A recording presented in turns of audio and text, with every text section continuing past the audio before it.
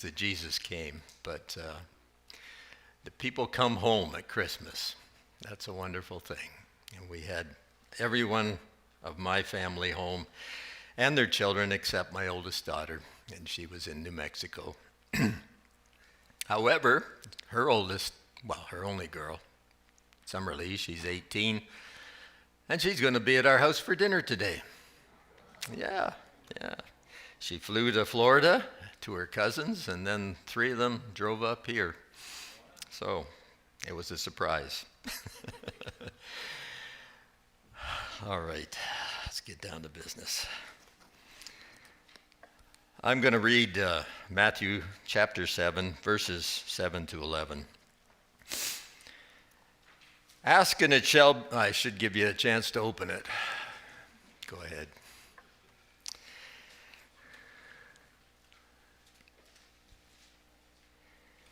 So these are the words of Jesus. Ask, and it shall be given to you. Seek, and you shall find. Knock, and it shall be opened to you. For everyone who asks receives, and he who seeks finds. And to him who knocks, it shall be opened. Or what man is there among you, when his son shall ask him for a loaf, will give him a stone? Or if he shall ask for a fish, he will not give him a snake, will he? If you then, being evil, know how to give good gifts to your children, how much more shall your Father who is in heaven give what is good to those who ask him? Now, I'm not going to go through all of those lines and verses and talk about them. The title of my sermon this morning is The Attitude of Prayer. And we'll see what that means. These are wonderful promises. Why would anyone not be a Christian with promises like this to help us, that we can go to God and know that he is going to answer our prayer, that if we ask for something, he will give it to us. If we keep on knocking, the door will be opened. And why would Christians be anything less than paragons of faith, obedience, and holiness? Why, all we need to do is ask, and God will take care of every need, every anxiety, every perplexity, injustice, and disparity. Isn't it wonderful? Nobody's clapping. Or is it too good to be true? Do these promises measure up with the experience of God's people in our struggles in the world? You probably don't know the name Joseph Scrivener. The pastor might. He was a Canadian. He lived out near Rice Lake, Ontario, Peterborough area. And he wrote the hymn that we sing, What a Friend We Have in Jesus. And in that hymn he writes, Oh, what peace we often forfeit. Oh, what needless pain we bear. All because we do not carry everything to God in prayer.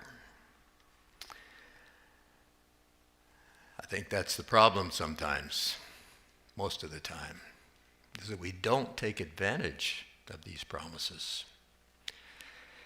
If Jesus said everyone who receives, everyone who asks receives, everyone who seeks finds, everyone who knocks finds the door opened, why do so few make prayer a lifestyle? Why are so many muddling around discouraged and defeated in their Christian life? I once read that a major crisis occurs in every life about every 5 years. I don't know if that's your experience or not. Sometimes when I think of that, I think, my life has been pretty good for a long time. Is our God equal to the task of those kinds of crises, those major crises that come into our life from time to time? Can he take us through with victory? I'm here to say he can. God is able. Then why aren't we all proclaiming his faithfulness in the midst of adversity as we sail triumphantly over the earth? Doesn't quite go like that. Some are. We all can. But Satan hinders. There are many distractions to take our eyes off of God. Sometimes we just need to turn our eyes upon Jesus. You know that hymn.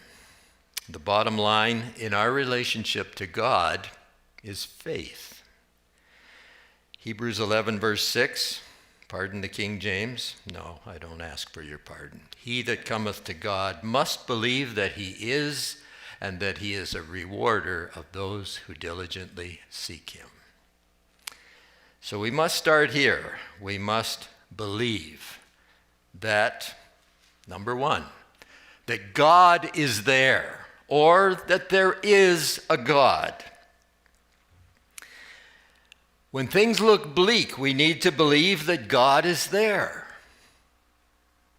The creator and the sustainer of the universe, the one who made everything and keeps it going, he's still there. The God who sent Jesus into the world to redeem us, he's still there. He didn't just wind the world up like a clock. What kind of clock do you wind up? Believe me, kids, that's the one I grew up with. He didn't just wind it up and set it to going and then just leave it. No, God is interested. He's working. He's with us. God is there. He's with us. The God who convicted me of my sins and forgave them and saved me, he's still working. He's still there.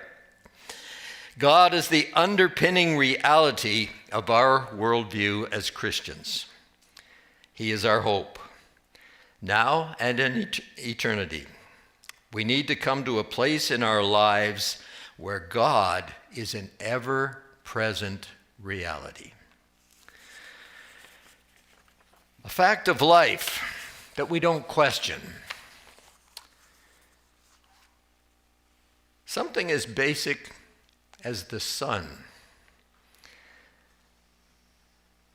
Commerce sets the time of commencement and closing, supposing that the sun will rise each morning and set each evening on a regular schedule. We don't wonder if the sun will rise. If there's anybody here that wonders, raise your hand. I'd like to meet you. We don't wonder if the sun will rise. It always has. And we believe that it always will, until the end. We don't think about it.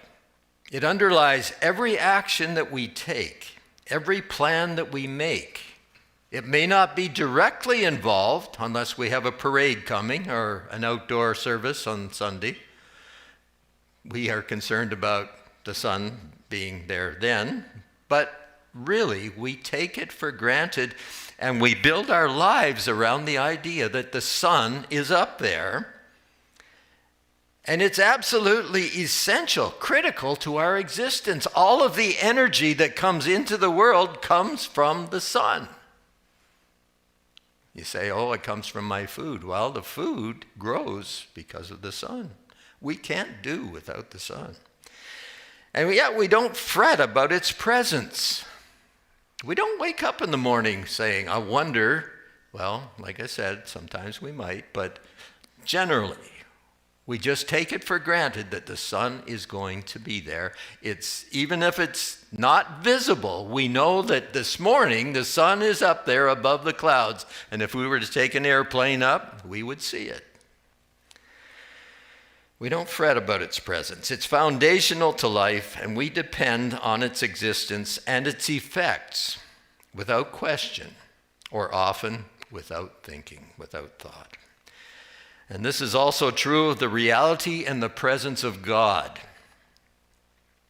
To believe that he is ruling the universe continually, whether we feel him or whether we don't, whether things are pleasant or whether they're not, whether the clouds are overspreading our sky or not. Like the sun, God is there. It's faith, doing what he needs to do, keeping his promises, holding the universe together, just as he's always done and always will, just like the sun. So, God is there. When we go to God in prayer, we need to realize that God is there, or God is here. Second point is God is our Father. He's my Father. He's your Father. Jesus uses the analogy of a father and a son when it comes to us praying in the passage that we read.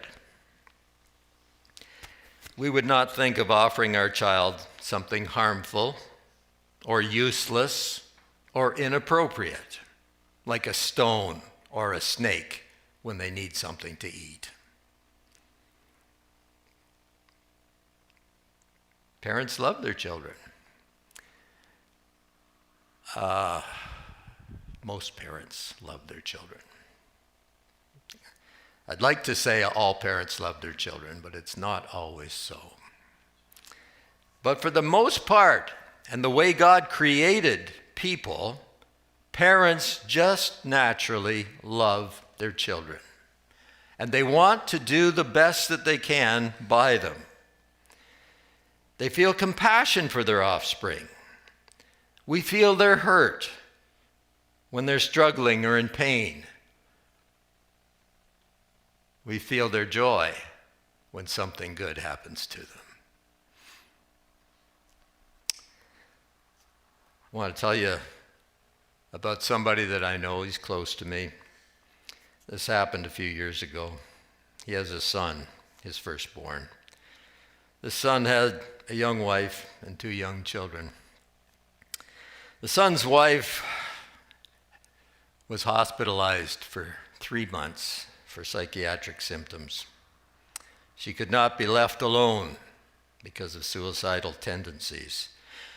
The young man needed help, the young husband. I'm sure he was living on the edge of despair.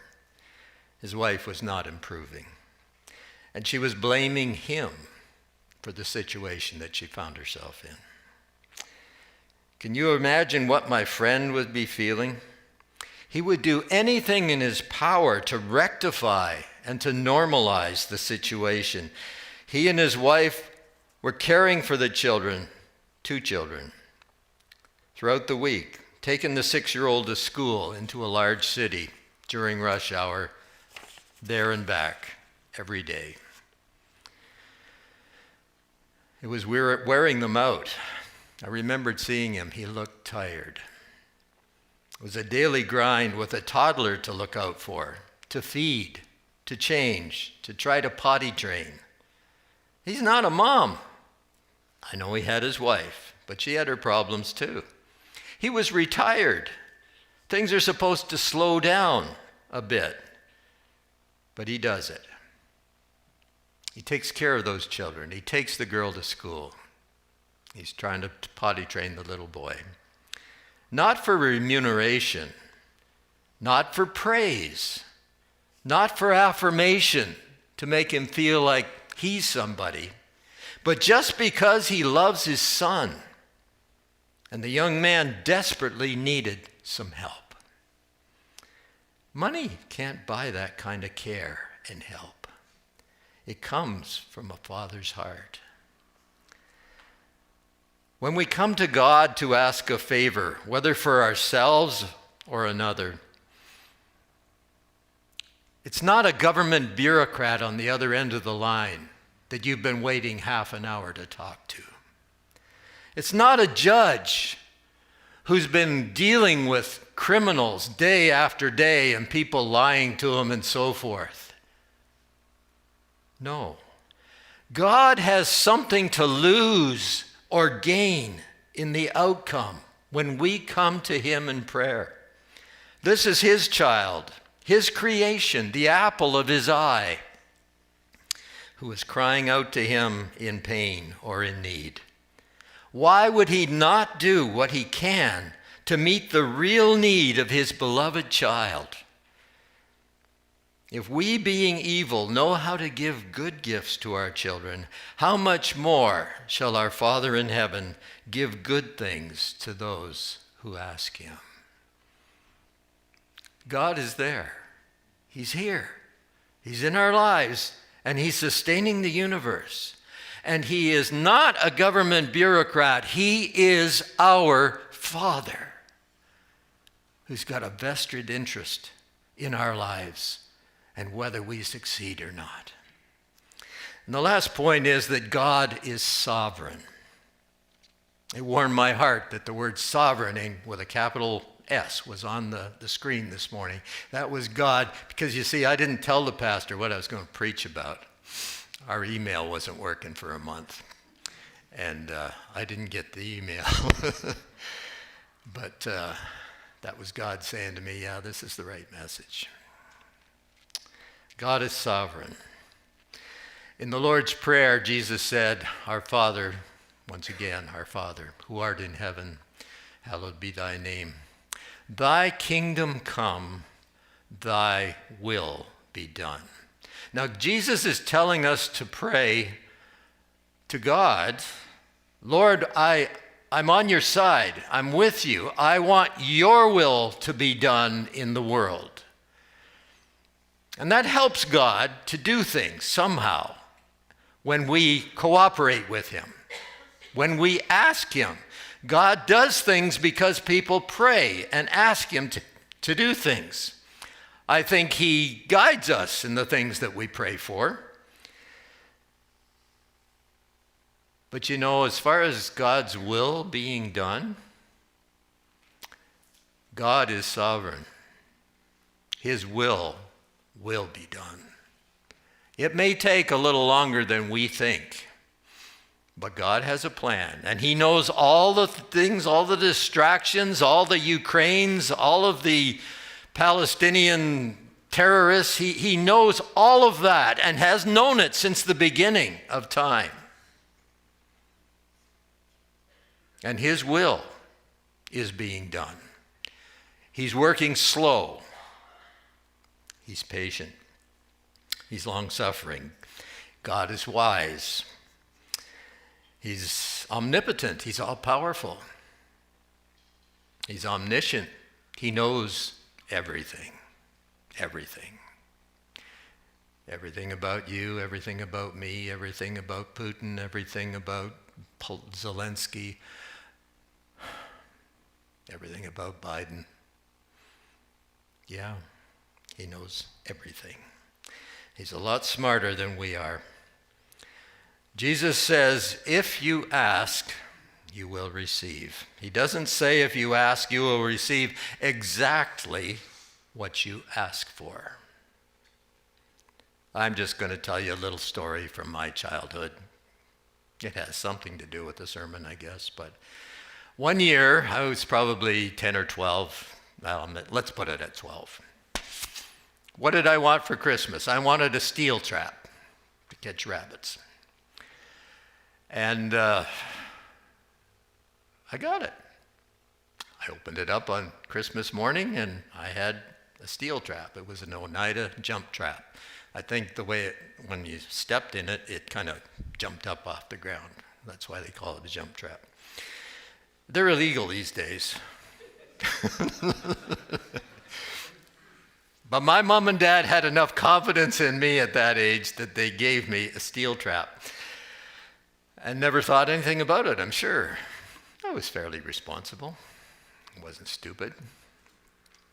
But I took it to my friend's house 2 doors down. I was all excited about the steel trap. You know, I only caught 1 or 2 rabbits in it, but his father looked at it. And he said it for me. He said it. His dad was an outdoorsman. And probably is the reason why I like to hunt today. But his father set that trap in the kitchen in their house, and he set it on the kitchen floor, and then he took a pencil, a brand new pencil, and took a pair of pliers and held the pencil in the pair of pliers. And he said, "Now watch." And he stuck that pencil into the trigger on the trap. And the trap jumped and destroyed the pencil, as you would expect. That was an object lesson to me. Don't get your fingers in this thing. This thing could be dangerous. Well, God was kind of like Mr. Sellinger. He knows whether the things we ask for are the things that we should have. The answer to our prayer may not be how we envisioned it. God sees the bigger picture. He knows what we really need. It may be different than what we think we need. As we continue to pray, he may even direct our prayer in another direction as he reveals his will to us more perfectly. He wants us to persevere in prayer, to keep on praying, not give up. Jesus told a parable of a man, and his friend came to visit him at night, and he wanted to give him something to eat. Very hospitable culture there in the Middle East. And he went to his neighbor and asked him for some bread. And the neighbor said, "My door is shut. My kids are in bed. We're all, trying to sleep. Will you give us some peace and go home?" He said, "I need something to give to my company." And Jesus said, finally, the man got up out of bed and got him the bread that he needed and gave it to him. Not because he wanted to, but because he wouldn't quit asking. He also told another parable, very similar, about a judge and a widow. And this widow needed something. She needed some kind of a judgment from the judge. And they call him the unjust judge, don't they? I'm not sure about that. But this widow came and asked him, and he said, "No, I can't do that for you." And she said, "I'm just going to keep asking." And she kept on asking. And finally the judge said, "This woman's driving me nuts. I want to get her out of my hair." And so he gave her the thing that she asked for. Not because he wanted to, but because she wouldn't give up. She wearied him, and he gave in. People are like that. People are like that. You and I are like that. If somebody just keeps on badgering away at us, we'll just want to get rid of them. Just give them what they ask for. I do that with my wife many times.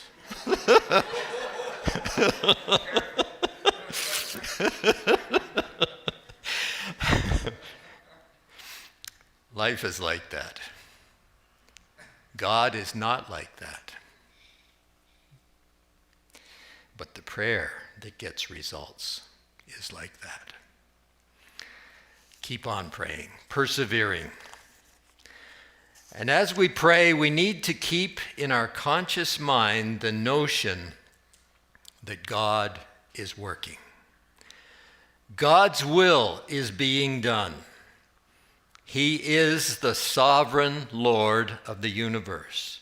You can rest in perfect confidence that he is working. You can put your life in his hands. Oswald Chambers wrote this, and I'll quote it to you. "Prayer is not only asking, but an attitude of mind which produces the atmosphere in our mind, in our soul, in our heart, in which asking is perfectly natural. Because he's there. Because he's our Father. Because he's sovereign. And it's just natural that we should ask and that he should give. Asking isn't all. The faith, the expectancy, the attitude of coming to a loving Father enters into our praying. When you pray, pray believing with the notion that our Father is leaning over the balcony of heaven with cupped ears, straining to hear our every concern, and his will is being done in the world. God bless you.